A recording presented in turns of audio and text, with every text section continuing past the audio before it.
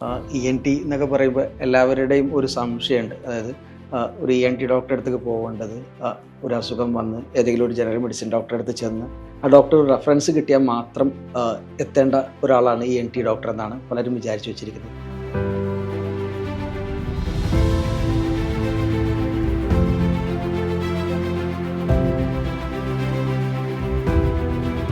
ചില ആളുകൾക്കൊക്കെ ഈ നമ്മുടെ സൗണ്ട് അത്ര ഇഷ്ടമില്ലാത്ത ശബ്ദങ്ങളൊക്കെ കുറച്ചും കൂടി എൻ്റെ ശബ്ദത്തിന് ഇത്തിരി കൂടി ബേസ് ഉണ്ടായിരുന്നെങ്കിൽ നന്നായനെ, അല്ലെങ്കിൽ അങ്ങനെ ചിന്തിക്കുന്നവരുണ്ട്. അപ്പോൾ അതൊക്കെ സാധ്യമാണ് ശരിക്കും? അതൊക്കെ ഇന്ന് സാധ്യമാണ്.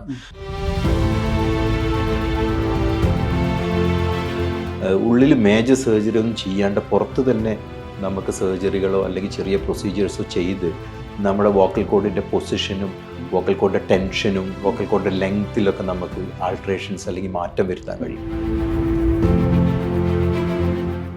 അതിനുശേഷമാണ് പിന്നെ തോന്നിയത് പിന്നെ നമ്മളിവിടെ പെരിന്തൽമണ്ണ തുടങ്ങിയപ്പോൾ കേരളത്തിൽ നിന്നും അടുത്തുള്ള നെയ്ബറിങ് സ്റ്റേറ്റ്സിൽ നിന്നും പോലും ആളുകൾ നമ്മളെ തേടിയെത്തുന്നുണ്ടായി. ഇപ്പോൾ സത്യം പറഞ്ഞ കുട്ടികളുടെ വലിയൊരു പ്രശ്നം നമ്മളിന്ന് ഫേസ് ചെയ്യുന്നത് കേൾവിയാണ്. ചെറിയ കുട്ടികൾക്ക് കേൾവിക്കുറവുണ്ടോ എന്ന് പറയാൻ കഴിയില്ല.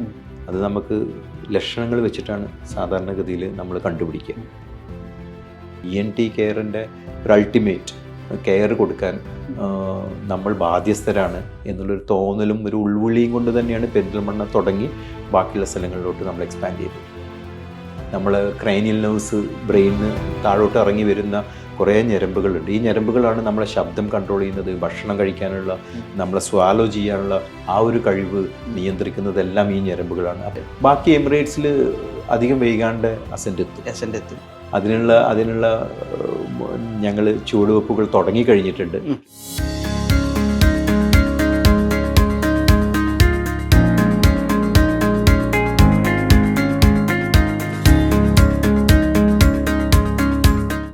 സുപ്രഭാതം. നമ്മുടെയൊക്കെ മൂക്ക്, ചെവി, തൊണ്ട എന്നിവയുമായി ബന്ധപ്പെട്ടൊക്കെ ഏറെ അസുഖങ്ങൾ വർദ്ധിച്ചു വരുന്നൊരു കാലമാണ് ഇപ്പോൾ. നിരവധി പേർക്ക് ഇത്തരത്തിലുള്ള അസുഖങ്ങൾ വന്നു. അസുഖങ്ങൾ വരാത്തവർ ഇതിനുമായി ബന്ധപ്പെട്ടൊക്കെ ഏറെ മുൻകരുതലുകളൊക്കെ എടുക്കേണ്ട ഒരു കാലം കൂടിയാണ്. അപ്പോൾ ഇതുമായി ബന്ധപ്പെട്ടുള്ള നമുക്ക് ഏറെ സംശയങ്ങളുണ്ട്. നമ്മുടെ സംശയങ്ങളും ഇത്തരം രോഗങ്ങൾക്കുള്ള പ്രതിവിധികളൊക്കെ നമ്മളൊന്ന് സംസാരിക്കുന്നത് കേരളത്തിലും അതുപോലെ UAE ഏറെ പ്രശസ്തമായിട്ടുള്ള അസെൻ്റ് മെഡിക്കൽ ഗ്രൂപ്പിൻ്റെ ചെയർമാനും മാനേജിംഗ് ഡയറക്ടറുമായിട്ടുള്ള ഡോക്ടർ ഷറഫുദ്ദീൻ സാറാണ്. സ്വാഗതം സാർ. ENT എന്നൊക്കെ പറയുമ്പോൾ എല്ലാവരുടെയും ഒരു സംശയമുണ്ട്. അതായത് ഒരു ENT ഡോക്ടറെ അടുത്തേക്ക് പോകേണ്ടത്, ഒരു അസുഖം വന്ന് ഏതെങ്കിലും ഒരു ജനറൽ മെഡിസിൻ ഡോക്ടറെ അടുത്ത് ചെന്ന് ആ ഡോക്ടർ റെഫറൻസ് കിട്ടിയാൽ മാത്രം എത്തേണ്ട ഒരാളാണ് ENT ഡോക്ടർ എന്നാണ് പലരും വിചാരിച്ചു വെച്ചിരിക്കുന്നത്. ശരിക്കും അങ്ങനെയാണോ? സത്യത്തിൽ ENT എന്നൊരു സ്പെഷ്യാലിറ്റി, ഇയർ നോസ് ത്രോട്ട്, അങ്ങനെയാണ് നമ്മൾ പണ്ടൊക്കെ അറിഞ്ഞിട്ടുണ്ടായിരുന്നത്. ഇപ്പോൾ ആ സ്പെഷ്യാലിറ്റി വളരെയധികം എക്സ്പാൻഡ് ചെയ്തിട്ടുണ്ട്. നൗ ഹെഡ് ആൻഡ് നെക്ക് സർജറിയും കൂടെ ENTയുടെ ഭാഗത്തോട്ട് വന്നു. കഴുത്തും തൊണ്ടയും, പ്രത്യേകിച്ച് കഴുത്തുമായിട്ട് ബന്ധപ്പെട്ട മുഴകൾ, ക്യാൻസറുകൾ, ഉമിനീർഗ്രന്ഥികളുടെ അസുഖങ്ങൾ, തൈറോയിഡായിട്ട് ബന്ധപ്പെട്ട അസുഖങ്ങൾ, ഇതെല്ലാം ഇപ്പോൾ ENTയുടെ ഭാഗമായി കഴിഞ്ഞു. അതുകൂടാതെ ENT എന്ന ഈ ബേസിക് സ്പെഷ്യാലിറ്റി തന്നെ കുറേ അധികം സബ് സ്പെഷ്യാലിറ്റീസ് വന്നു. ഇപ്പോൾ ചെവിയുടെ മാത്രം പറയുകയാണെന്ന് വെച്ച് കഴിഞ്ഞാൽ ന്യൂറോട്ടോളജി, ലാറ്ററൽ സ്കൾ ബേസ് സർജറി. മൂക്കിൻ്റെ മാത്രം പറയുകയാണെങ്കിൽ മൂക്കിൽ കുറേയധികം ആൻറ്റീരിയർ സ്കൾ ബേസ് സർജറി. അതുകൂടാതെ aesthetic nasal surgeries, facial plastic surgeries, ഇതൊക്കെ നോസുമായിട്ട് വന്ന അഡീഷണൽ സർജറീസാണ്, അല്ലെങ്കിൽ അഡീഷണൽ സബ് സ്പെഷ്യാലിറ്റീസാണ്. അതേമാതിരി ത്രോട്ടിൽ പറയുകയാണെന്ന് വെച്ചാൽ ഫോണോ സർജറി. നമ്മുടെ വോയിസ് ഒരു പുരുഷൻ്റെ വോയിസ് ഒരു സ്ത്രീയുടെ വോയിസ് ആക്കി മാറ്റാൻ പറ്റുമെന്ന് തിരിച്ചു മാറ്റാൻ പറ്റും. അങ്ങനെ വളരെയധികം സബ് സ്പെഷ്യാലിറ്റീസ് വന്നതോടുകൂടെ ശരിക്കും ഇതൊരു റെഫേർഡ് സ്പെഷ്യാലിറ്റി ആയിട്ടുണ്ട്. എനിക്ക് തോന്നുന്നത് പിന്നെ ബാക്കിയുള്ള സ്പെഷ്യാലിറ്റിയിലുള്ള ഡോക്ടേഴ്സ് ഇത്തരത്തിലുള്ള പ്രശ്നങ്ങൾക്ക് ENTക്കുള്ളൊരു റെഫറൻസ് വലിയൊരു രൂപത്തിൽ ഇന്ന് നടക്കുന്നുണ്ട്. ഇപ്പോൾ പറഞ്ഞതിൻ്റെ കൂട്ടത്തിൽ ചോദിക്കാം, അപ്പോൾ സൗണ്ടൊക്കെ മാറ്റാം. ഇപ്പോൾ ചില ആളുകൾക്കൊക്കെ ഈ നമ്മുടെ സൗണ്ട് അത്ര ഇഷ്ടമില്ലാത്ത ശബ്ദങ്ങളൊക്കെ കുറച്ചും കൂടി എൻ്റെ ശബ്ദത്തിന് ഇത്തിരി കൂടി ബേസ് ഉണ്ടായിരുന്നെങ്കിൽ നന്നായനെ, അല്ലെങ്കിൽ അങ്ങനെ ചിന്തിക്കുന്നവരുണ്ട്. അപ്പോൾ അതൊക്കെ സാധ്യമാണ് ശരിക്കും? അതൊക്കെ ഇന്ന് സാധ്യമാണ്. ഈ ലാരിഞ്ചൽ ഫ്രെയിംവർക്ക് സർജറി അല്ലെങ്കിൽ ഫോണോ സർജറി എന്ന് പറയുന്ന ഒരു സർജറിയിലൂടെ ഡിഫറെൻറ്റ് ടൈപ്സ് ഓഫ് തൈറോപ്ലാസ്റ്റി, ചില ഇഞ്ചക്ഷൻ ടെക്നിക്കുകൾ, ഉള്ളിൽ മേജർ സർജറി ഒന്നും ചെയ്യാണ്ട് പുറത്ത് തന്നെ നമുക്ക് സർജറികളോ അല്ലെങ്കിൽ ചെറിയ പ്രൊസീജിയേഴ്സോ ചെയ്ത് നമ്മുടെ വോക്കൽ കോഡിൻ്റെ പൊസിഷനും വോക്കൽ കോഡിൻ്റെ ടെൻഷനും വോക്കൽ കോഡിൻ്റെ ലെങ്ത്തിലൊക്കെ നമുക്ക് ആൾട്രേഷൻസ് അല്ലെങ്കിൽ മാറ്റം വരുത്താൻ കഴിയും. ഇതിലൂടെയാണ് നമ്മുടെ പിച്ച് വേരിയേഷൻ, നമ്മുടെ പിന്നെ പലപ്പോഴും ഉണ്ടാവുന്ന, നേരത്തെ പറഞ്ഞ പോലെ എൻ്റെ സൗണ്ട് പോരാ എന്ന് തോന്നുമ്പോൾ നമുക്കത് കുറച്ചും കൂടെ ഒന്ന് ഇമ്പ്രൂവ് ചെയ്യാൻ പറ്റുന്ന കുറേ തരം സർജറികളും അതുപോലെ ടെക്നിക്കുകളും ഇന്ന് ശരിക്കും മാറ്റാൻ പറ്റും, അല്ലെങ്കിൽ സൗണ്ട് മാറ്റാൻ പറ്റും തന്നെ. ഡോക്ടർ പറഞ്ഞത് പ്രകാരം ഒരുപാട് പുതിയ ചികിത്സാ രീതികൾ കൂടി ENT മേഖലയിൽ വന്നിട്ടുണ്ട്. ലേസറൊക്കെ നേരത്തെ ഉള്ളതാണെങ്കിൽ കൂടി ഇപ്പോൾ കുറെ കൂടി ട്രീറ്റ്മെന്റ്സ് വരുന്നുണ്ട്. ശരിക്കും ENT, എനിക്ക് ഒരു ENT മായി ബന്ധപ്പെട്ടപ്പോൾ പല അസുഖങ്ങളും കാണുമ്പോൾ നമ്മൾ തിരിച്ചറിയാൻ പറ്റുന്നില്ല ഇത് എന്തുമായി ബന്ധപ്പെട്ടതാണെന്നാണ്. അപ്പോൾ ഈ ഒരു രോഗം ENTയുമായി കണക്ട് ചെയ്താണ്, ഞാൻ കാണേണ്ടത് ഒരു ENT ഡോക്ടറെ ആണെന്നൊക്കെ ഏതൊരു ഘട്ടത്തിലായിരിക്കും നമുക്കൊരു സാധാരണ ആളുകൾക്ക് തിരിച്ചറിയാൻ പറ്റുക എന്നുള്ളത്? അല്ല, സാധാരണഗതിയിൽ ഇപ്പോൾ നമ്മൾ കോമൺ പ്രോബ്ലംസ് പറയുകയാണെങ്കിൽ നമ്മുടെ നേരത്തെ പറയുമ്പോൾ ENT and head and neck surgery. അപ്പോൾ നമ്മുടെ എന്ന് പറഞ്ഞാൽ ചെവിയിലുണ്ടാവുന്ന, അപ്പോൾ നമുക്ക് ചെവിയിൽ പെട്ടെന്നുണ്ടാവുന്ന കേൾവിക്കുറവ്, അല്ലെങ്കിൽ പെട്ടെന്നുണ്ടാവുന്ന ചെവി അടപ്പ്, അല്ലെങ്കിൽ ചെവിയിലുണ്ടാവുന്ന മൂളൽ, ചെവിയിലുണ്ടാവുന്ന ഇൻഫെക്ഷൻ, ഇതെല്ലാം എനിക്ക് തോന്നുന്നത് പലപ്പോഴും നമ്മുടെ ENTയുടെ ഒരു മറ്റുള്ളൊരു പ്രത്യേകത എന്താ വെച്ച് കഴിഞ്ഞാൽ എല്ലാം കാണാൻ ബുദ്ധിമുട്ടുള്ള സ്ഥലങ്ങളാണ്. ഒരു ഡോക്ടർക്ക്, സാധാരണ ഡോക്ടർക്ക് പലപ്പോഴും അതിൻ്റെ ഒരു സ്പെസിഫിക് ആയിട്ടുള്ള നമ്മൾ അതിൻ്റെ ഉപകരണങ്ങൾ ഇല്ലാണ്ട് ചെവിയുടെ ഉൾഭാഗം, ചെവിയുടെ ഇയർ ഡ്രം, മൂക്കിൻ്റെ ഉൾഭാഗം, മൂക്കിൻ്റെ പുറക് അല്ലെങ്കിൽ നമ്മുടെ അണ്ണാക്ക് എന്ന് പറയുന്ന ആ ഭാഗം, അതോടൊപ്പം തന്നെ തൊണ്ടയുടെ താഴ്ഭാഗം, ഇതൊന്നും നമുക്ക് അതിൻ്റേതായ ഒരു സ്പെഷ്യൽ ഇൻസ്ട്രുമെൻറ്റ്സ് ഇല്ലാണ്ട് കാണാൻ ശരിക്കും ബുദ്ധിമുട്ടാണ്. അപ്പോൾ അതുകൊണ്ട് തന്നെ നമ്മുടെ ചെവിയിലും ഈ മൂക്കിലിപ്പോൾ നമുക്ക് ജലദോഷം സാധാരണ ഇതിൽ ഒരാഴ്ചയൊക്കെ നിൽക്കും. ഒരാഴ്ചയിൽ കൂടുതൽ 2-3 ആഴ്ച കഴിഞ്ഞിട്ട് നമ്മുടെ ജലദോഷം മാറുന്നില്ല, അല്ലെങ്കിൽ പെട്ടെന്ന് നമ്മൾ സ്മെല്ല് പോകുന്നു. ഇത്തരത്തിലുള്ള മൂക്കിൻ്റെ പ്രശ്നങ്ങൾ, തൊണ്ടയിൽ ഇപ്പോൾ നമ്മൾ ഈ നേരത്തെ പറഞ്ഞ മാതിരി സൗണ്ട്, നമ്മുടെ ജലദോഷത്തിൻ്റെ ഭാഗമൊക്കെ ആയിട്ട് നമ്മുടെ സൗണ്ട് അല്ലെങ്കിൽ നമ്മുടെ വോയിസ് ചെറിയ മാറ്റങ്ങളൊക്കെ ഉണ്ടാകും. അതൊരു 2 വീക്സ് കഴിഞ്ഞിട്ടും ശരിയായിട്ടില്ലെങ്കിൽ, നോർമലായിട്ടില്ലെങ്കിൽ നമ്മൾ എന്തായാലും ENT കൺസൾട്ടേഷൻ വേണം. അതേമാതിരി നെക്ക് എന്ന് പറയുമ്പോൾ നെക്കിൽ നമ്മുടെ കഴുത്തിലുണ്ടാകുന്ന മുഴകൾ, സാധാരണ ചെറിയ ഇൻഫ്ലമേഷൻ്റെ ഒക്കെ ഭാഗമായിട്ട് ഉണ്ടാകുന്ന ചെറിയ തടിപ്പും വീക്കൊക്കെ 1-2 ആഴ്ച കൊണ്ട് കുറയും. അല്ലാണ്ട് കഴുത്തിലുണ്ടാകുന്ന മുഴകൾ, അതെല്ലാം നമുക്ക് ഇന്ന് ഒരു ENT ഡോക്ടർ തന്നെ ഇനീഷ്യലി തന്നെ കാണേണ്ടി വരുന്ന കുറേ കേസുകളാണ്.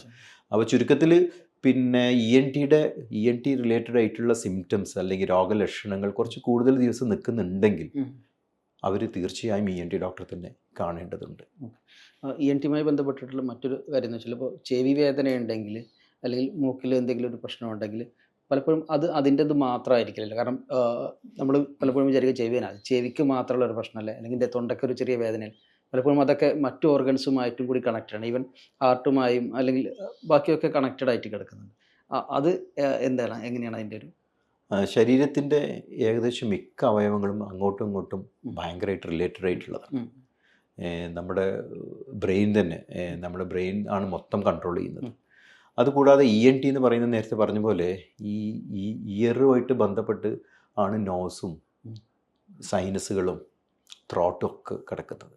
പലപ്പോഴും നമുക്ക് തൊണ്ടയിലുണ്ടാവുന്ന ഒരു ക്യാൻസർ, തൊണ്ടയുടെ താഴ്ഭാഗത്തുണ്ടാവുന്ന അല്ലെങ്കിൽ തൊണ്ടയുടെ പല ഭാഗത്തും, ഇപ്പോൾ നാവിൻ്റെ അറ്റത്തുണ്ടാവുന്ന ക്യാൻസറുകൾ, തൊണ്ടയിലുണ്ടാവുന്ന ക്യാൻസറുകൾ, ഇതിൻ്റെ ആദ്യ ലക്ഷണം വെറും ചെവിവേദന മാത്രമായിരിക്കും. മറ്റൊരു പ്രശ്നം രോഗിക്ക് ഉണ്ടാവില്ല, തൊണ്ടയിലൊരു പ്രശ്നം ഉണ്ടാവില്ല, തൊണ്ടയിൽ വേദനയോ മറ്റൊന്നും ഉണ്ടാവില്ല. അതിൻ്റെ ലക്ഷണം രോഗി പ്രസൻറ്റ് ചെയ്യുന്നത്, അല്ലെങ്കിൽ രോഗിയുടെ ആദ്യത്തെ ബുദ്ധിമുട്ട് ആ ഒരു സൈഡിലെ ചെവിയിലുള്ള വേദന, മാറാത്ത വേദന. നമ്മൾ നോക്കുമ്പോൾ ചെവിയിൽ കുഴപ്പമൊന്നും കാണുന്നില്ല. അപ്പോൾ അത്രത്തോളം ബന്ധപ്പെട്ട് കിടക്കുന്നതാണ്. അപ്പോൾ ശരീരത്തിൻ്റെ ENT ഹെഡ് ആൻഡ് നെക്ക് എന്ന് പറയുന്ന ഒരു സ്പെഷ്യാലിറ്റി എല്ലാം ഒരു കുടക്കീഴിൽ വരാൻ തന്നെ കാരണം ഇത് വളരെയധികം ബന്ധപ്പെട്ട് കിടക്കുന്നതാണ്. ഇത് മാത്രമല്ല, പലപ്പോഴും ഇപ്പം നമ്മളുടെ ചിലപ്പോൾ സംസാരത്തിന് ചെറിയൊരു മാറ്റം വരുന്നു, ശബ്ദത്തിന് ചെറിയൊരു മാറ്റം വരുന്നു. അത് ചിലപ്പോൾ നമ്മൾ സ്കൾ ബേസിൽ ബ്രെയിനിൻ്റെ അടിയിലുണ്ടാവുന്ന ഇൻഫെക്ഷനും കൊണ്ടാവാം, ട്യൂമറുകളും കൊണ്ടാവാം. അപ്പോൾ ഇതെല്ലാം ശരീരത്തിൻ്റെ ഭാഗങ്ങൾ. പലപ്പോഴും നമ്മളൊരു നേരത്തെ പറഞ്ഞ പോലെ ഈ ഒരു ചെവി വേദന ചിലപ്പോൾ തൊണ്ടയിലെ ക്യാൻസർ ആവാം, ശബ്ദത്തിനുള്ള മാറ്റം ചിലപ്പോൾ ബ്രെയിൻ ട്യൂമർ ആവാം. നമ്മൾ ക്രൈനിയൽ നെർവ്സ് ബ്രെയിനിന് താഴോട്ട് ഇറങ്ങി വരുന്ന കുറേ ഞരമ്പുകളുണ്ട്. ഈ ഞരമ്പുകളാണ് നമ്മളെ ശബ്ദം കൺട്രോൾ ചെയ്യുന്നത്, ഭക്ഷണം കഴിക്കാനുള്ള, നമ്മളെ സ്വാലോ ചെയ്യാനുള്ള ആ ഒരു കഴിവ് നിയന്ത്രിക്കുന്നതെല്ലാം ഈ ഞരമ്പുകളാണ്. അപ്പോൾ ബ്രെയിനിലുണ്ടാകുന്ന പല പ്രശ്നങ്ങൾ കൊണ്ടും ചിലപ്പോൾ ലക്ഷണങ്ങൾ ഉണ്ടാകുന്നത് തൊണ്ടയിലാവാം, ENT ഏരിയയിലൊക്കെ ആവാം. ഈ ത്രോട്ട് ക്യാൻസറിൻ്റെ കാര്യം പറഞ്ഞപ്പോൾ ഈ വോയിസ് ഉപയോഗിക്കുന്ന ആളുകളാണ്. ഇപ്പോൾ കുറേ ഫീൽഡിൽ ഉള്ള ആളുകൾ വോയിസ് ഭയങ്കരമായിട്ട് ഉപയോഗിക്കേണ്ടി വരുന്നുണ്ട്. ടീച്ചേഴ്സ് ആവാം, അല്ലെങ്കിൽ ഞങ്ങളെ കുറച്ച് ആങ്കേഴ്സ് ആവാം, ഇപ്പോൾ വ്ളോഗേഴ്സ്, അങ്ങനെ കുറേ ആളുകൾ വരുന്നുണ്ട്. ഈ ശബ്ദം ഭയങ്കരമായിട്ട് ഉപയോഗിക്കേണ്ടി വരുന്ന ആളുകളുണ്ട്. അത് ചിലപ്പോൾ ഒരു വർക്ക് സൈറ്റിലുള്ള ഒരു സൂപ്പർവൈസർ വരെ ആവാം, കാരണം അവർക്ക് ശബ്ദം ഉപയോഗിക്കേണ്ടി വരുന്നുണ്ട് കണ്ടോ. അല്ലെങ്കിൽ ഭയങ്കര ഈ സൗണ്ട് പൊല്യൂഷൻ ഉള്ളൊരു സ്പേസിൽ നിന്നിട്ട് എന്തെങ്കിലും പറയുന്ന ആളുകൾ വരെ ഓവർ സ്ട്രെയിൻ ചെയ്യുന്നുണ്ട് സൗണ്ടിൻ്റെ കാര്യത്തിൽ. പക്ഷേ ഇവരൊക്കെ ശ്രദ്ധിക്കേണ്ട ഒരു കാര്യം, കണ്ണിൻ്റെ കാര്യത്തിൽ ഇപ്പം പലപ്പോഴും പല ആളുകളും പറഞ്ഞു കേട്ടു, പക്ഷേ ഈ ശബ്ദത്തിൻ്റെ കാര്യത്തിൽ എങ്ങനെയാണ് ശബ്ദം ഉപയോഗിക്കുമ്പോൾ ശ്രദ്ധിക്കേണ്ടത്? ഈ പ്രൊഫഷണൽ വോയിസ് കെയർ, അതാണ് ഞങ്ങളതിന് ജനറലി പറയുക. അതായത് പിന്നെ ശബ്ദം കൊണ്ട് ജീവിക്കുന്ന തൊഴിലെടുക്കുന്നവർ, അതിപ്പോൾ നമ്മൾ സിംഗേഴ്സ് ആവാം, ടീച്ചേഴ്സ് ആവാം, നിങ്ങൾ പറഞ്ഞ മാതിരി RJ, അല്ലെങ്കിൽ നിങ്ങളുടെ മീഡിയയിൽ ഉണ്ടാവുന്ന ആളുകൾ, ഇത്തരം ആളുകൾക്കൊക്കെ പിന്നെ സത്യം പറഞ്ഞാൽ നമ്മൾ പലപ്പോഴും ഞാൻ പലപ്പോഴും എൻ്റെ രോഗികളോട് പറയൽ, ഞാൻ സ്റ്റെതസ്കോപ്പ് കാണിച്ചു കൊടുക്കും. ഇതാണ് ഞങ്ങളുടെ പണിയായുധം, അതുപോലെ നിങ്ങളുടെ പണിയായുധം നിങ്ങളുടെ സൗണ്ട് ബോക്സാണ് അല്ലെങ്കിൽ വോയിസ് ബോക്സാണ്. അത് പ്രൊഫഷണൽ വോയിസ് കെയർ എന്ന് പറയുന്ന കുറേ അധികം ഒരു വലിയൊരു സ്പെഷ്യാലിറ്റി തന്നെ ഞങ്ങളുടെ ഡിപ്പാർട്ട്മെൻറ്റിൻ്റെ ഭാഗമായിട്ട് നേരത്തെ പറഞ്ഞ സബ് സ്പെഷ്യാലിറ്റി ആയിട്ടുണ്ട്. ഞങ്ങൾ speech therapy, voice therapy, especially voice therapy, voice care, ഇതിൽ പലപ്പോഴും കുറേ സോഫ്റ്റ്വെയറുകൾ അവൈലബിൾ ആണ്. എങ്ങനെ നമ്മൾ ഏത് നിലക്ക് നമ്മൾ സംസാരിക്കണം, നമ്മുടെ പ്രൊഫഷണലി നമ്മൾ വോയിസ് യൂസ് ചെയ്യുമ്പോൾ എന്തൊക്കെ നമ്മൾ കെയർ ചെയ്യണം എന്നുള്ള അത് ഒരു വലിയൊരു സ്പെഷ്യാലിറ്റി തന്നെയാണ്. അത് നമ്മൾ പിന്നെ സംസാരിക്കേണ്ട വിധം, സംസാരിക്കേണ്ട രീതി, സംസാരിക്കുന്നതിന് മുമ്പുള്ള വാമിംഗ് അപ്പ്, ശബ്ദം ഇടർച്ച ഉണ്ടെങ്കിൽ നിങ്ങൾ ഒരു വോയിസ് സ്പെഷ്യലിസ്റ്റിനെ, ENT സർജനെ കണ്ട് സ്വനപേടകത്തിലെ വോക്കൽ കോഡുകളിൽ ചെറിയ തടിപ്പുണ്ടോ, നോഡ്യൂൾസ് ഉണ്ടോ, വോക്കൽ നോഡ്യൂൾസ് ഉണ്ടോ, അതൊക്കെ ഉണ്ടെങ്കിൽ അത് ഏർലി ചികിത്സിക്കുക. കുറേ തരം എക്സസൈസുകൾ, നമ്മൾ വോക്കൽ എക്സസൈസുകൾ ചെയ്യാനുണ്ട്. പലപ്പോഴും നമ്മൾ ഒരു പ്രസംഗത്തിന് മുമ്പ്, അല്ലെങ്കിൽ ഒരു പാട്ടിന് മുമ്പ്, അല്ലെങ്കിൽ ഒരു പെർഫോമൻസിന് മുമ്പ്, നമ്മളിപ്പോൾ മെയിൻലി ഒരു ഫുട്ബോൾ കളിക്കാരൻ അയാളുടെ കളിയുടെ മുമ്പ് വാമിംഗ് അപ്പും കുറേ എക്സസൈസുകളും ചെയ്യാനുണ്ട്. അതുപോലെ കുറേ കാര്യങ്ങൾ ഈ പ്രൊഫഷണൽ വോയിസ് യൂസേഴ്സിനും ചെയ്യാനുണ്ട്. അപ്പോൾ അത് വലിയൊരു മേഖലയാണ്, കുറേ കാര്യങ്ങൾ ശ്രദ്ധിക്കേണ്ടതുണ്ട് ഈ പ്രൊഫഷണലായിട്ട് വോയിസ് യൂസ് ചെയ്യുന്ന ആളുകൾ. പലപ്പോഴും എനിക്ക് തോന്നൽ, ഇപ്പം ഞങ്ങളൊക്കെ പണ്ട് ടീച്ചേഴ്സ് ഈ വോയിസിൻ്റെ പ്രശ്നമായിട്ട് വരുമ്പോൾ ഈ ചെറിയ ക്ലാസ്സുകളിലൊക്കെ ഈ 10, 50, 60 കുട്ടികൾക്ക് എത്താൻ വേണ്ടിയിട്ട് അവർ വളരെയധികം വോയിസ് എടുക്കേണ്ടി വരും. അതേപോലെ നേരത്തെ പറഞ്ഞ മാതിരി ഒക്യുപ്പേഷണൽ സർക്കംസ്റ്റൻസസ്, അതായത് ഇപ്പോൾ വലിയൊരു ബാക്ക്ഗ്രൗണ്ട് നോയ്സ് വളരെ ഹൈ ആണെങ്കിൽ അതിനെയും മറികടന്നിട്ട് അടുത്ത ആളുകളോട് കേൾക്കാൻ വേണ്ടിയിട്ട് കൂടുതൽ ഒച്ചയിടേണ്ടി വരും. അതേമാതിരി കേൾവിക്കുറവുള്ള ആളുകൾ വീട്ടിലുണ്ടെങ്കിൽ പലപ്പോഴും നമ്മളുടെ സൗണ്ട് നമ്മൾ കൂടുതൽ ഉയർത്തേണ്ടി വരും. അപ്പോൾ ഇങ്ങനത്തെ ആളുകൾക്കൊക്കെ പലപ്പോഴും ഞാൻ സ്കൂൾ ടീച്ചേഴ്സുമായിട്ട് ഇപ്പോൾ നമ്മൾ മിക്ക ആളുകളും ഇപ്പോൾ അത് സ്വീകരിച്ച് തുടങ്ങിയിട്ടുണ്ട്, ചെറിയ മൈക്രോഫോൺ വാങ്ങിക്കാൻ വേണ്ടിയിട്ട്. അതായത് പലപ്പോഴും ഞാനിപ്പോൾ എനിക്ക് തോന്നുന്നുള്ളത്, പല പ്രാസംഗികരും മൈക്ക് നമ്മുടെ മുന്നിലുണ്ടെങ്കിൽ പോലും അവർ അതിനേക്കാളേറെ വളരെ വോയിസിൽ സംസാരിക്കും. സത്യം പറഞ്ഞാൽ മൈക്കിൻ്റെ പണി, അല്ലെങ്കിൽ ആ സ്പീക്കറിൻ്റെ, ലൗഡ് സ്പീക്കറിൻ്റെ പണി അത് ചെയ്തോളൂ. പക്ഷെ എങ്കിൽ പോലും അവരുടെ ആ ഒരു എക്സൈറ്റ്മെൻറ്റ് കൊണ്ട് പലപ്പോഴും വളരെയധികം വോയിസ് ഉയർത്തി സംസാരിക്കാറുണ്ട്.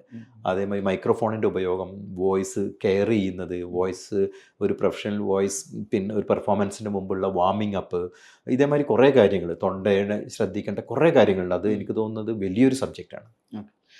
ഈ കുട്ടികൾ, ENT യുമായി ബന്ധപ്പെട്ട് കുറേ കൂടി അടുത്തുള്ളതാണ് കുട്ടികളുടെ കാര്യം. പ്രത്യേകിച്ച് കുട്ടികൾക്ക് ഇത് പറയാൻ അറിയുണ്ടാവില്ല. എനിക്ക് ചെവി നന്നായിട്ട് കേൾക്കുന്നില്ലെന്ന് അവർക്ക് പറയാൻ അറിയുന്നുണ്ടാവില്ല, അല്ലെങ്കിൽ നന്നായിട്ട് സ്മെല്ല് കിട്ടുന്നില്ലെന്ന്, അല്ലെങ്കിൽ ഇവിടെ ഒരു തൊണ്ടയിൽ എന്തോ ഒരു പ്രശ്നം ഉണ്ടെന്നൊക്കെ കുട്ടികൾക്ക് അത്ര എളുപ്പത്തിൽ കമ്മ്യൂണിക്കേറ്റ് ചെയ്യാൻ ബുദ്ധിമുട്ടാണ്. അപ്പോൾ ഇത്തരം ആളുകളുടെ അല്ലെങ്കിൽ കുട്ടികളുടെ ഇങ്ങനെ ഉണ്ടെന്നുള്ളത് രക്ഷിതാക്കൾക്ക് എങ്ങനെ ഐഡൻറ്റിഫൈ ചെയ്യാൻ പറ്റും? അപ്പോൾ സത്യം പറഞ്ഞാൽ കുട്ടികളുടെ വലിയൊരു പ്രശ്നം നമ്മളിന്ന് ഫേസ് ചെയ്യുന്നത് കേൾവിയാണ്. ചെറിയ കുട്ടികൾക്ക് കേൾവിക്കുറവുണ്ടോ എന്ന് പറയാൻ കഴിയില്ല. അത് നമുക്ക് ലക്ഷണങ്ങൾ വെച്ചിട്ടാണ് സാധാരണഗതിയിൽ നമ്മൾ കണ്ടുപിടിക്കുക. നമ്മുടെ ഒബ്സർവേഷനിലൂടെ മറ്റു കുട്ടികളിൽ നിന്നുള്ള വ്യത്യാസം, അവർക്ക് പിന്നെ സൗണ്ടുകൾ കേൾക്കുമ്പോൾ പ്രതികരണക്കുറവ്, ഇതൊക്കെയാണ് പലപ്പോഴും നമ്മൾ കേൾവിയായിട്ട് ബന്ധപ്പെട്ട് കാണുന്നത്. അപ്പോൾ സാധാരണഗതിയിൽ ഇന്ന് ഒരു ജനിച്ച കുട്ടിയുടെ, കേരളത്തെ സംബന്ധിച്ചിടത്തോളം മിക്കവാറും എല്ലാ ഹോസ്പിറ്റലുകളും ജനിച്ച കുട്ടി, അമ്മയും കുട്ടിയും ഡിസ്ചാർജ് ചെയ്യുന്നതിന് മുമ്പ് തന്നെ കേൾവി ടെസ്റ്റ് ചെയ്യാനുള്ള ഒരു സ്ക്രീനിങ് സംവിധാനമുണ്ട്. ഓട്ടോകോസ്റ്റിക് എമിഷൻ എന്ന് പറഞ്ഞ ഒരു സ്ക്രീനിങ് സംവിധാനമുണ്ട്. പക്ഷേ ഇന്ത്യയിൽ സത്യം പറഞ്ഞു കഴിഞ്ഞാൽ അത് വളരെ ചെറിയൊരു ശതമാനം, മൊത്തം നമ്മൾ നോക്കുകയാണെങ്കിൽ വളരെ ചെറിയൊരു ശതമാനം കുട്ടികൾക്ക് ഈ ഒരു സൗകര്യമുള്ളൂ. കേരളത്തെ സംബന്ധിച്ചോളം കേരളം ഓഫ് കോഴ്സ് നമ്മളെ ഹെൽത്തിൽ കുറച്ചും കൂടി അഡ്വാൻസ്ഡ് ആയതുകൊണ്ടും ജനങ്ങളുടെ അവബോധം കുറച്ച് കൂടുതലായതുകൊണ്ടും തന്നെയാണ് കേരളത്തിലത് വളരെയധികം കൂടുതൽ സ്ക്രീനിങ് നടക്കുന്നുണ്ട്. അപ്പോൾ നമുക്ക് ഒരു ചെറിയ കുട്ടി ജനിച്ച അന്ന് മുതൽ തന്നെ നമുക്ക് കേൾവി ചെക്ക് ചെയ്യാനുള്ള സംവിധാനങ്ങളുണ്ട്. പിന്നീട് നമ്മൾ കുട്ടി വലുതാവുന്നതിനനുസരിച്ചിട്ട് കുട്ടികൾക്ക് ഉണ്ടാവുന്ന ശബ്ദങ്ങളോടുള്ള പ്രതികരണം ഇത് കണ്ട് നമുക്ക് കുട്ടിക്ക് കേൾവിക്കുറവുണ്ടോ എന്ന് കണ്ടെത്താം. പിന്നെ കുട്ടി പലപ്പോഴും രാത്രി കരയുക, അത് പലപ്പോഴും ചെവി വേദന കൊണ്ടാവാം ചിലപ്പോൾ. അപ്പോൾ അത് നമ്മൾ മറ്റുള്ള അവയവങ്ങളിലോ അല്ലെങ്കിൽ വയറുമായിട്ട് ബന്ധപ്പെട്ട പ്രശ്നങ്ങളൊന്നും അല്ല, കുട്ടി നിരന്തരമായിട്ട് രാത്രി കരയുന്നുണ്ടെങ്കിൽ പലപ്പോഴും ചെവി ഒരു കാരണമാവാം. അങ്ങനെയൊക്കെയാണ് കുട്ടികൾ നമുക്ക് ചെറിയ ലക്ഷണങ്ങൾ വെച്ചിട്ട്, നല്ല ജലദോഷമുള്ള കുട്ടി രാത്രി കരയുകയാണെങ്കിൽ ഞങ്ങൾ സാധാരണഗതിയിൽ ഉണ്ടാകുന്ന ഒരു ഡയഗ്നോസിസ് ഈ ചെവിയുടെ ഉള്ളിൽ മിഡിൽ ഇയറിൻ്റെ അകത്ത് ഇൻഫെക്ഷൻ വരുമ്പോൾ ചെവിയുടെ പാടയുടെ ഉള്ളിൽ നീര് കെട്ടി നിറഞ്ഞ് നിൽക്കുമ്പോൾ ആ പെയിൻ സഹിക്കാൻ കഴിയാണ്ടാണ് കുട്ടികൾ കരയുന്നത്. അപ്പോൾ ജലദോഷമുള്ളൊരു കുട്ടി രാത്രി കരയുക, അതേമാതിരി കുട്ടികൾ സംസാരങ്ങളോടുള്ള പ്രതികരണക്കുറവ്, കുട്ടി സംസാരിക്കാൻ താമസം എടുക്കുക, delayed speech and language development, അതാണ് വലിയൊരു നമ്മളിപ്പോൾ കാണുക. അതായത് കുട്ടി സാധാരണ പറയേണ്ട സമയത്ത് സംസാരിച്ച് തുടങ്ങേണ്ട സമയത്ത് ഡിലേ വരുന്നുണ്ടെങ്കിൽ ഡെഫിനറ്റ്ലി നമ്മൾ കേൾവിക്കുറവുണ്ടോ എന്നുള്ളത് ചെക്ക് ചെയ്യണം. പിന്നെ മൂക്കിൻ്റെ പ്രശ്നങ്ങൾ പലപ്പോഴും ചെറിയ കുട്ടികളിൽ, എസ്പെഷ്യലി ഒരു 3 years കഴിഞ്ഞ കുട്ടികൾ കാണുന്ന വലിയൊരു പ്രശ്നമാണ് ഇന്ന് അഡിനോയിഡ് ആൻഡ് ടോൺസിൽസ്. അപ്പോൾ കുട്ടികൾ പിന്നെ മൂക്കിലൂടെ ശ്വാസം, സാധാരണ ചെറിയ കുട്ടികൾ മൂക്കിലൂടെ ശ്വാസം വലിക്കുന്നത്, മനുഷ്യൻ പൊതുവെ മൂക്കിലൂടെയാണ് ബ്രീത്തിന് ശ്വാസം വലിക്കുന്നത്.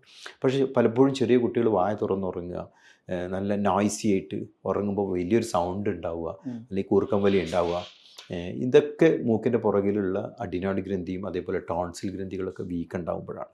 അതിൻ്റെ ഭാഗമായിട്ട് തന്നെ അഡിനോയിഡ് ഗ്രന്ഥി വീക്ക് ഉണ്ടാകുമ്പോൾ പലപ്പോഴും ചെവിയുടെ ഉള്ളിൽ നീർക്കെട്ട് വന്നിട്ട് കുട്ടികൾക്ക് കേൾവിക്കുറവുണ്ടാകും. പലപ്പോഴും ടീച്ചേഴ്സ് പറയാം കുട്ടി ശ്രദ്ധ കുറവാണ്, പഠിത്തത്തിൽ ബാക്കിലേക്ക് പോകുന്ന കുട്ടി, ഇതെല്ലാം ചിലപ്പോൾ ഇതിൻ്റെയൊക്കെ ലക്ഷണങ്ങളായിരിക്കും. അപ്പോൾ വലിയവരിൽ നിന്നും ഒരു വ്യത്യാസം എന്ന് പറയുന്നത് കുട്ടികളുടേത് നമ്മൾ നിരീക്ഷണത്തിലൂടെയും സംശയങ്ങളിലൂടെയാണ് കുട്ടികൾക്ക് പ്രോബ്ലം ഉണ്ടെന്ന് നമ്മൾ കണ്ടെത്തുക. അപ്പോൾ ആ ഒരു സംശയത്തിലൂടെ പാരൻസ് അല്ലെങ്കിൽ ടീച്ചേഴ്സ് സജസ്റ്റ് ചെയ്തതനുസരിച്ചിട്ട് പാരൻസ് കുട്ടികളെ കൊണ്ടുവരുന്നുണ്ടെങ്കിൽ ഞങ്ങൾ അതിൻ്റേതായ ടെസ്റ്റുകളൊക്കെ ചെയ്ത് അസുഖങ്ങൾ കണ്ടെത്തി ചികിത്സിക്കും. ബിറ്റ്വീൻ കൂർക്കമ്പലിയുടെ കാര്യം എന്ന് പറഞ്ഞുകൊണ്ട് കൂടി ചോദിക്കാം.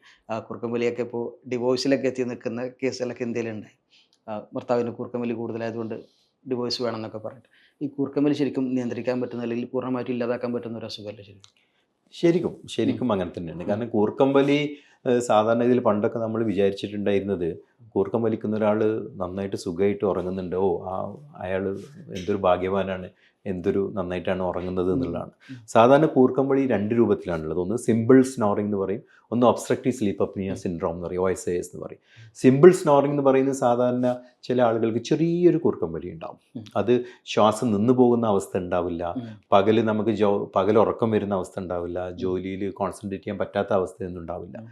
അതാണ് സിമ്പിൾ സ്നോറിംഗ്. അത് സാധാരണഗതിയിൽ വലിയൊരു പ്രശ്നമില്ല. അത് രോഗിക്കോ പലപ്പോഴും രോഗിയുടെ അടുത്ത് കിടക്കുന്ന പാർട്ട്ണർക്ക് ചിലപ്പോൾ ചെറിയ പ്രശ്നം ഉണ്ടായേക്കാം. അതല്ലാണ്ട് രോഗിക്കോ അല്ലെങ്കിൽ ഒരു ആരോഗ്യപരമായ ഒരു വലിയൊരു കോംപ്ലിക്കേഷൻസ് ഒന്നും ഉണ്ടാവാൻ സാധ്യതയുള്ളൊരു പ്രശ്നമല്ല. പക്ഷേ ഒബ്സ്ട്രക്റ്റീവ് സ്ലീപ്പ് അപ്നിയ സിൻഡ്രോം അല്ലെങ്കിൽ OSAS എന്ന് പറയുന്ന റിയൽ പ്രോബ്ലം, അത് അതാണ് പലപ്പോഴും പാർട്ട്ണർക്ക് പ്രശ്നം ഉണ്ടാവുക, അതോടൊപ്പം തന്നെ വലിക്കുന്ന ആൾക്കും പ്രശ്നം ഉണ്ടാവുക. ഈ ഒബ്സ്ട്രക്റ്റീവ് സ്ലീപ്പ് അപ്നിയയുടെ ഒരു മെയിൻ പ്രശ്നം എന്താണെന്ന് വെച്ച് കഴിഞ്ഞാൽ വേണ്ടത്ര ഓക്സിജൻ ഇവർക്ക് കിട്ടില്ല. അപ്പോൾ ഇവർ ശ്വാസം സാധാരണഗതിയിൽ ഒരാൾ നമ്മുടെ റൂമിലോട്ട് വരുമ്പോൾ നമ്മളയാൾക്ക് ആ ഡോറ് തുറന്ന് അയാൾ സ്വീകരിച്ചു കഴിഞ്ഞാൽ നമുക്ക് അയാൾക്ക് അകത്ത് വരാൻ പറ്റുള്ളൂ. അതേപോലെ തന്നെ ശ്വാസം നമ്മൾ രാത്രി ഉള്ളിലോട്ട് വലിക്കുമ്പോൾ ആ ഡോറുകളൊക്കെ തുറക്കുന്നതിന് പകരം ശ്വാസം പോകുന്ന വഴിയിൽ ഒരു വഴിയുണ്ടല്ലോ, ആ വഴി തുറക്കുന്നതിന് പകരം ആ വഴി അടയുകയാണ് ചെയ്യുന്നത്. അതുകൊണ്ട് ഇവർക്ക് ഓക്സിജൻ എത്തുന്നില്ല. അപ്പോൾ ഓക്സിജൻ എത്താതെ ഉള്ള ഈ ഒരു 7-8 മണിക്കൂറുള്ള സമയം ബോഡിക്ക് കുറേയധികം ഡാമേജുകൾ ഉണ്ടാകുന്നുണ്ട്. കുറേയധികം ഡാമേജുകൾ എന്ന് പറഞ്ഞു കഴിഞ്ഞാൽ നമ്മുടെ ശരീരത്തിൽ ഓക്സിജൻ ഇല്ലെങ്കിൽ ബ്ലഡിൽ ഓക്സിജൻ കുറവായിരിക്കും. അപ്പോൾ ഹാർട്ടിന് ഒക്കെ കൂടുതലായിട്ട് വർക്ക് ചെയ്യേണ്ടി വരും. അപ്പോൾ ഹാർട്ട് വികസിക്കും. അപ്പോൾ ഇങ്ങനത്തെ ആളുകൾക്ക് ഹാർട്ട് അറ്റാക്ക് ഉണ്ടാകാനുള്ള സാധ്യത കൂടുതലാണ്. ഉറക്കത്തിൽ നന്നായിട്ട് കൂർക്കം വലിക്കുന്ന ആളുകൾക്ക് സ്ട്രോക്ക് ഉണ്ടാവാൻ സാധ്യത കൂടുതലാണ്. അതുമാത്രമല്ല ഇങ്ങനത്തെ ആളുകൾക്ക് വേണ്ടത്ര ഉറക്കം കിട്ടില്ല. അതുകൊണ്ട് തന്നെ പകൽ തലവേദന, കോൺസെൻട്രേറ്റ് ചെയ്യാൻ പറ്റാണ്ടിരിക്കുക, അവർ വളരെയധികം ഇറിറ്റബിൾ ആയിരിക്കും. അവർ നമുക്ക് കണ്ടാൽ തന്നെ അറിയാം അവരുടെ ഒരു പെർഫോമൻസ് ഭയങ്കര കുറവായിരിക്കും.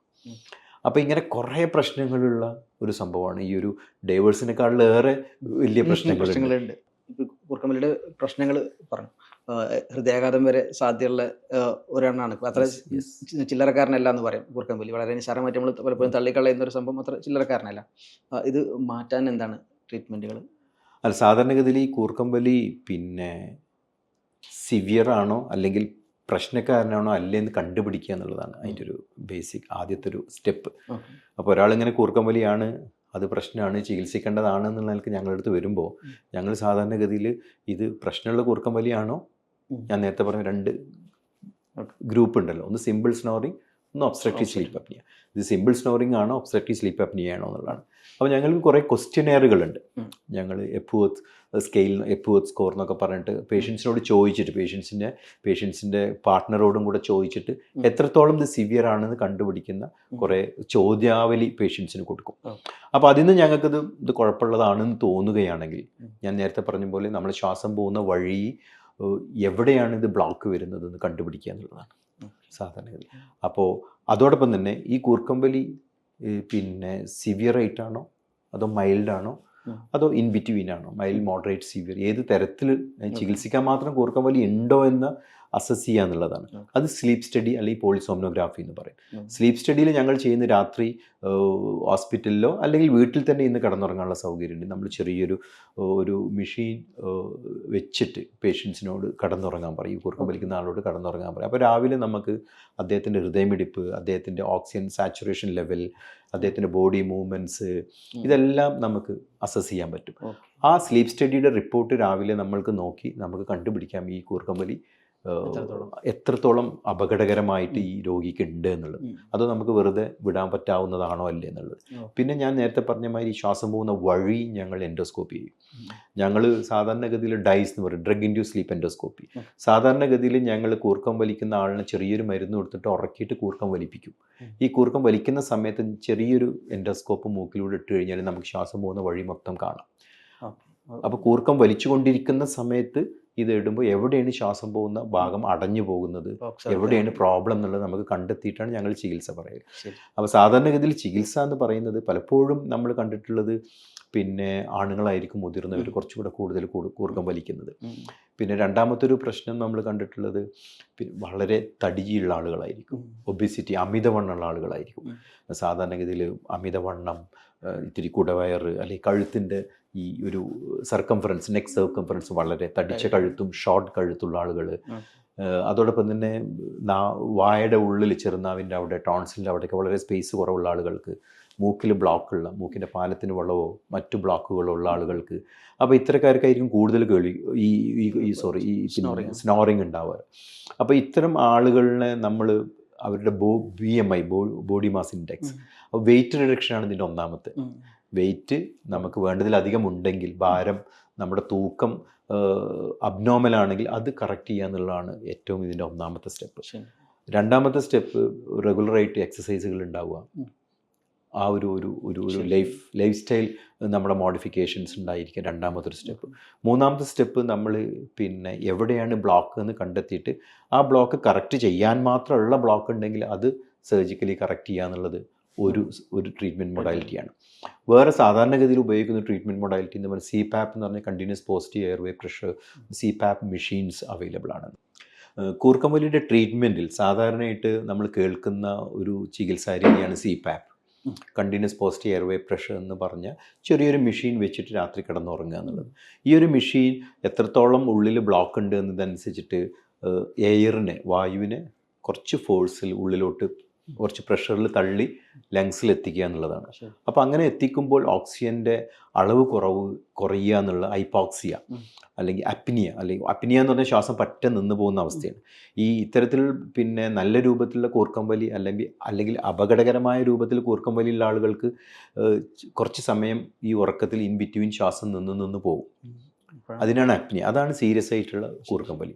അപ്പോൾ ആ അപ്നിയ പ്രിവെൻറ്റ് ചെയ്യാൻ പറ്റും, ഓക്സിജൻ്റെ കുറവ് നമുക്ക് തടയാൻ പറ്റും ഈ ഒരു മെഷീൻ ഉപയോഗിച്ചിട്ട് രാത്രി ഉറങ്ങുക എന്നുള്ളതാണ് ഇതിൻ്റെ ഒരു പ്രധാന ചികിത്സാ രീതി.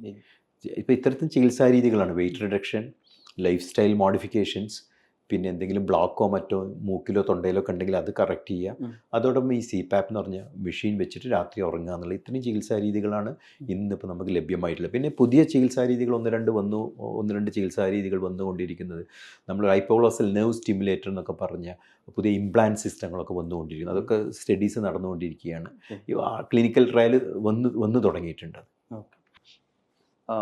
ENT-യുമായി ബന്ധപ്പെട്ടിട്ട് കുറേ അസുഖങ്ങൾ പറഞ്ഞു. ഇതിലുപോലെ തന്നെയാണ് പ്രധാനപ്പെട്ട ഒന്നായിരിക്കും ചിലപ്പം കാലാവസ്ഥ മാറ്റം കൊണ്ട് കുറേ അസുഖങ്ങൾ ഉണ്ടാവും. പ്രത്യേകിച്ച് തൊണ്ടയ്ക്കൊക്കെ ഒരു പിടുത്തം, വേദനയൊക്കെ ഉണ്ടാവുന്ന ഒരു സമയം കൂടിയാണ്. അപ്പോൾ നമ്മളിവിടെ UAE-യിലാണെങ്കിലും കേരളത്തിലാണെങ്കിലും കാലാവസ്ഥ മാറി ഒരു തണുപ്പിലേക്ക് മാറിക്കൊണ്ടിരിക്കുന്ന ഒരു സമയമാണ്. ഈ സമയത്ത് ഉണ്ടാകുന്ന പ്രധാന ബുദ്ധിമുട്ടുകൾ എന്തായിരിക്കും? അതിൻ്റെ ഒരു എന്തെങ്കിലും ചെയ്യേണ്ടതായിട്ടുള്ള കാര്യങ്ങളുണ്ട് ഒരു മുൻകരുതൽ എന്ന നിലക്ക്? സാധാരണഗതിയിൽ പിന്നെ കാലാവസ്ഥക്കനുസരിച്ചിട്ട് പല ബോഡിയിൽ പല മാറ്റങ്ങളും ഉണ്ടാവുന്നുണ്ട്, അന്തരീക്ഷത്തിൽ പല മാറ്റങ്ങളും ഉണ്ടാവുന്നുണ്ട്.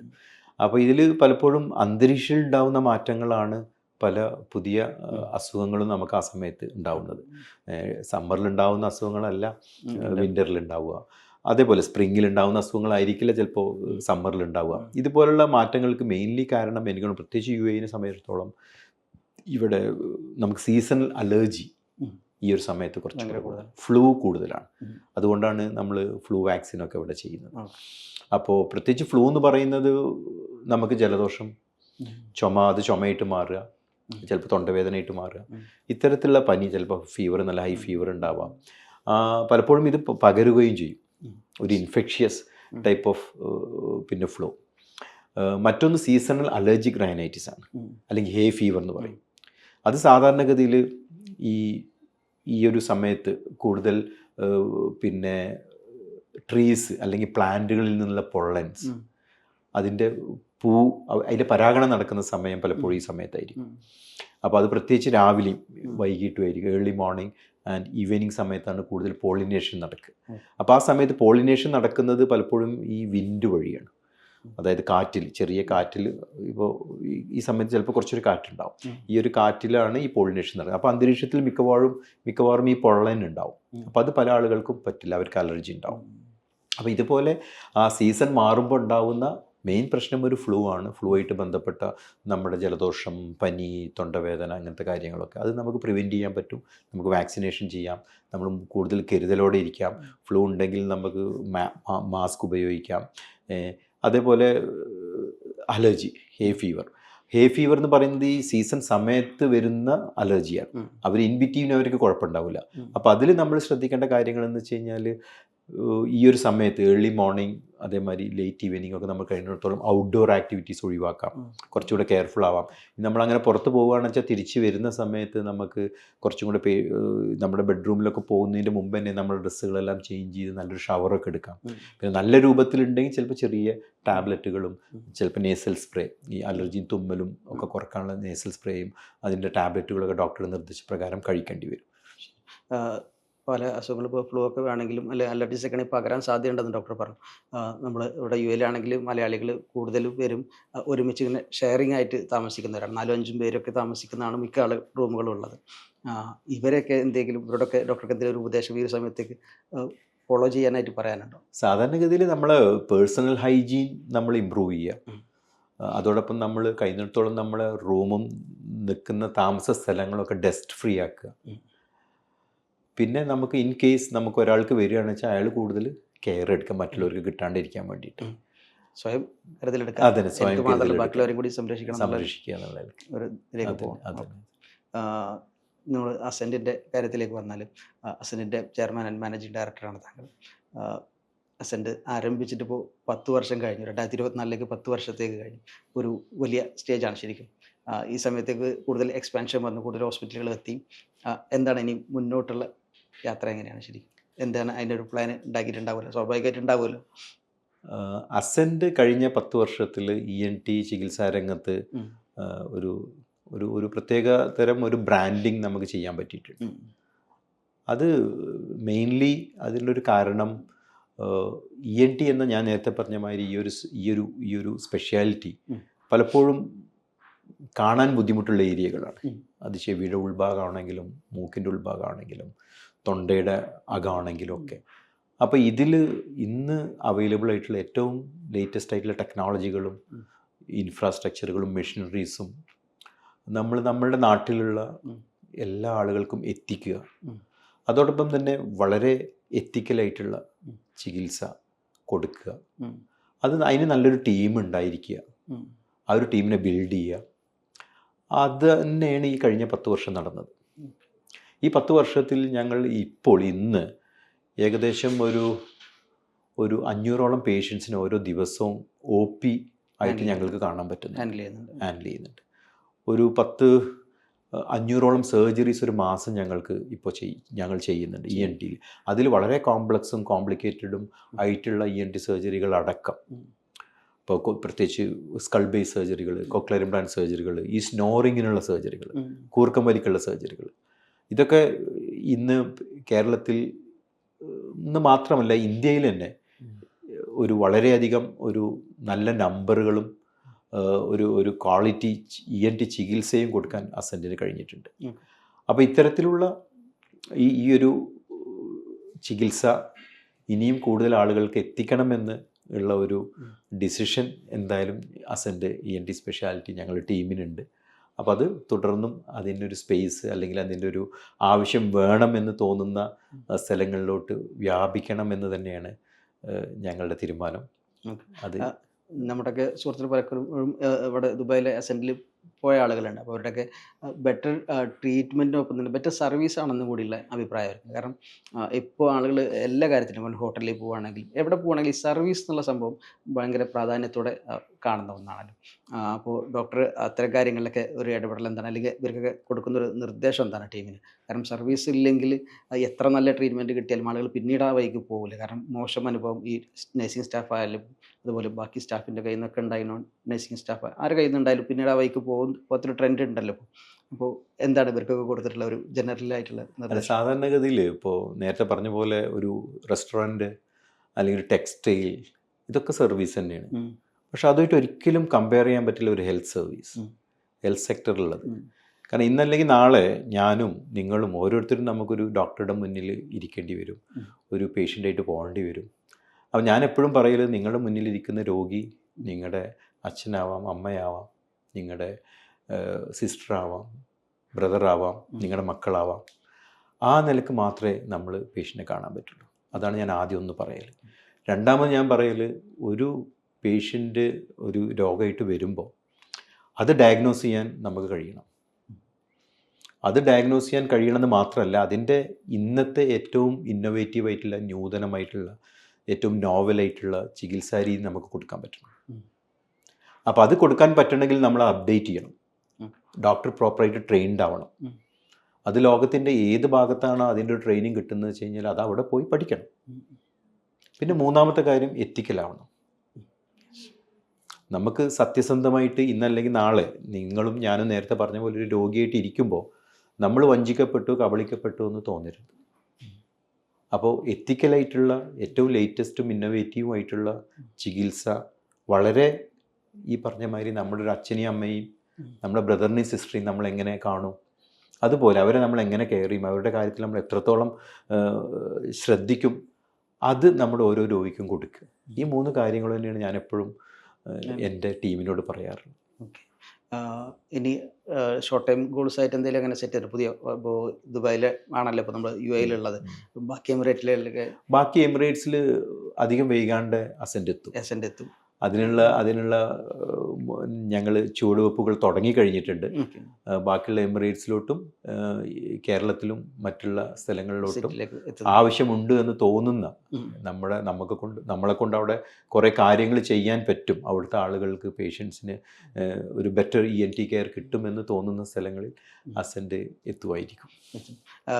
പലപ്പോഴും ഇത്തരം ഹോസ്പിറ്റലൊക്കെ ഇപ്പോൾ കേരളത്തിലാണല്ലോ പെരിന്തൽമണ്ണയിൽ തുടങ്ങുന്നു. പലപ്പോഴും എല്ലാവരും ഇങ്ങനത്തെ ENT ഒരു സ്പെഷ്യാലിറ്റി ഹോസ്പിറ്റലൊക്കെ പലപ്പോഴും പ്രതീക്ഷിക്കുന്നത് സിറ്റീസിലാണ്, ഇപ്പോൾ മേജർ കോർപ്പറേഷൻ സിറ്റീസിലൊക്കെയാണ്. പക്ഷേ ഒരു പെരിന്തൽമണ്ണയിൽ തന്നെയുള്ള അങ്ങനെയാണ് സാറ് തുടങ്ങുന്നത്? സ്വന്തം നാടായതുകൊണ്ട് തുടങ്ങിയതാണോ? എന്തായിരുന്നു ഇതിൻ്റെ ഒരു ഇവിടെ തുടങ്ങുന്നത്? സത്യം പറഞ്ഞാൽ സ്വന്തം നാടായതുകൊണ്ട് തുടങ്ങിയതില്ല. ഞാനിവിടെ അടുത്ത് മേലാറ്റൂർ എന്ന് പറഞ്ഞ സ്ഥലത്താണ് ഞാൻ ഒരു 10-11 വർഷം ഇവിടെ വർക്ക് ചെയ്തിട്ടുണ്ട് പെരിന്തൽമണ്ണയിൽ. അപ്പോൾ ഞാൻ എൻ്റെ തുടക്കത്തിലുള്ള ഒരു തോന്നൽ എന്താ വെച്ച് കഴിഞ്ഞാൽ, ഇവിടെ നമ്മളുടെ മലപ്പുറം ജില്ലയിലേക്ക് ഈ ഒരു കുറച്ചും കൂടെ ബെറ്റർ ആയിട്ടുള്ള ഒരു ENT കെയർ കൊടുക്കാനുള്ളൊരു സ്ഥാപനം എന്നുള്ളതായിരുന്നു. അതിനുശേഷമാണ് പിന്നെ തോന്നിയത് പിന്നെ നമ്മളിവിടെ പെരിന്തൽമണ്ണ തുടങ്ങിയപ്പോൾ കേരളത്തിൽ നിന്നും അടുത്തുള്ള നെയ്ബറിങ് സ്റ്റേറ്റ്സിൽ നിന്നും പോലും ആളുകൾ നമ്മളെ തേടി എത്തുന്നുണ്ടായിരുന്നു. അപ്പം എനിക്ക് തോന്നി നമ്മുടെ ഒരു പ്രസൻസ് കൂടുതൽ ആളുകൾ ആഗ്രഹിക്കുന്നുണ്ട്, അവിടെ എത്തിക്കേണ്ടത് നമ്മുടെ ഒരു ബാധ്യതയാണ്. ENT കെയറിൻ്റെ ഒരു അൾട്ടിമേറ്റ് കെയർ കൊടുക്കാൻ നമ്മൾ ബാധ്യസ്ഥരാണ് എന്നുള്ളൊരു തോന്നലും ഒരു ഉൾവിളിയും കൊണ്ട് തന്നെയാണ് പെരിന്തൽമണ്ണ തുടങ്ങി ബാക്കിയുള്ള സ്ഥലങ്ങളിലോട്ട് നമ്മൾ എക്സ്പാൻഡ് ചെയ്തത്. ഓക്കെ. വരുന്ന ആളുകളിൽ കേരളത്തിൽ ആണെങ്കിലും UAE ആണെങ്കിലും കൂടുതൽ സ്ഥലത്തേക്ക് തങ്ങളുടെ സേവനം എത്തട്ടെ എന്ന് ആശംസിക്കുന്നു. എല്ലാവിധ. Thank you. Thank you. Thank you.